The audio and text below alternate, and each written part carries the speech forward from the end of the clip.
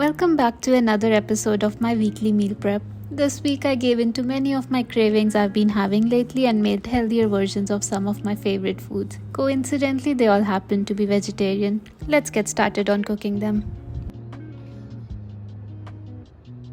For lunch, I've been craving Matar Chaat. It's a street food found in Delhi where I grew up. It's made with white peas topped with 2 types of chutney and some veggies. So I made a salad version of it. The only thing I did the night before was soak about 300 grams of dried white peas in water.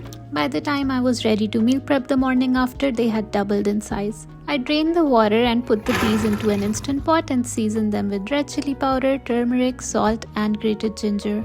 Then added just enough water to cover all the peas. I want the texture to be mushy, not watery, so I made sure to not add too much water. Then I covered the instant pot and set it on pressure cook for 20 minutes. While it was cooking, I started chopping a bunch of veggies including onion, bell pepper, jalapeno, cucumber and tomatoes. I chopped all the veggies finely using a chopper. It got so full I had to chop the tomatoes separately. I set aside some of the veggies for dinner. By this time the white peas were cooked. I mashed them slightly and then left them to cool down.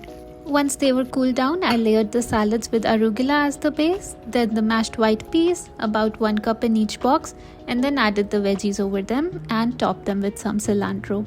For the dressing, I made a cilantro chutney by blending a small bunch of cilantro, some jalapeno, yogurt, dried mint, lemon juice, chaat masala, salt and pepper. In addition, I'm also planning to add a touch of tamarind chutney. It's high in sugar, so I didn't mix it with rest of the dressing. That way I can decide each day if I want extra sugar or not. This salad tastes good both cold or heated up. I had it both ways throughout the week.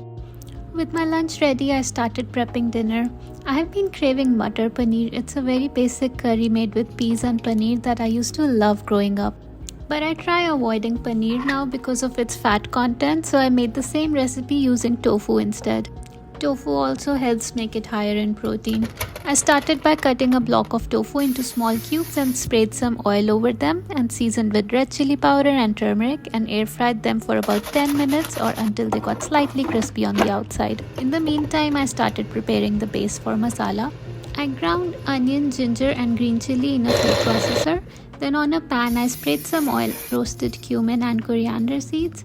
Once the seeds were roasted, I added the onion mixture and sauteed it. I used a frozen chunk of pureed tomato. I use tomato puree in a lot of recipes, so I just store it in bulk in freezer.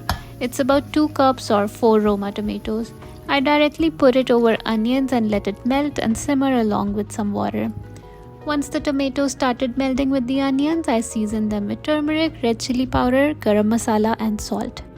I let the masala simmer for a while and then added about 1.5 cup of frozen peas and the crispy tofu. I left it on medium heat for a little longer and started prepping to make roti. I made a dough for roti using 1 cup of flour and half a cup of lukewarm water. First I mixed it with a spoon and then did the inevitable and kneaded it with hands. My food processor wasn't clean, otherwise I would use that. Once the dough was ready, I left it covered for a few minutes and made raita in the meantime. I used some of the veggies that I chopped earlier for lunch and added Greek yogurt to it and mixed it all together. Then added red chili powder, cumin powder and salt and a dash of water to make it smoother. I don't water down my raita too much, so that way I get more volume out of it and more protein from it also. Also, I just like the creamier texture rather than watery texture. After preparing the raita, I had made the rotis. Somehow I seem to struggle more with rotis when I'm making a video, so I only recorded making 1 roti, but I actually made 8, enough for 4 days. And with that, my dinner was ready. For breakfast, I've been craving rava utpam a lot. It's like a savory pancake made with semolina. To make its batter, I mixed semolina with some Greek yogurt and water and seasoned it with just salt. I left it aside for a few minutes and chopped veggies in the meantime, including onion, bell pepper, jalapeno and cilantro. Since the utpam by themselves don't have much protein, I boiled some eggs to go with them. I quickly rinsed the instant pot. If you see any splatters of white peas in it from earlier, don't judge me please. I added some water and 8 eggs and pressure cooked them for 5 minutes. And then started making utpams one at a time. I sprayed some oil on a non-stick pan, poured about half a cup of batter and added veggies over them.